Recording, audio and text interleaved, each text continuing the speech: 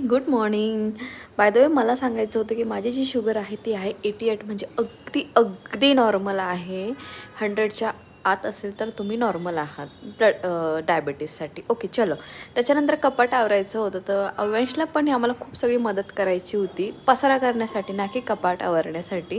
तर जाऊ द्या ऑर्डर वगैरे सगळे सेट केले, सगळं आवरायला घेतलं आणि सगळं आवरल्यानंतर थोडंसं रिलॅक्स झालो आणि मस्तपैकी चहा वगैरे घेतला आणि म्हटलं चला चहा वगैरे झाला. संध्याकाळचं वातावरण भारी होतं, गायत्रीने काहीतरी खाल्लं आणि मग आम्ही गेलो गार्डनमध्ये. कारण पाऊस नव्हता तर सगळं सुकलेलं होतं. तर अव्यांशला ना जेव्हा कोणी खेळायला आलं की त्याला त्याच्या वस्तू ना अशा हातातून दुसऱ्यांकडनं हिसकून आणि मग खेळायचे असतात, ही त्याला सवय लागलेली आहे.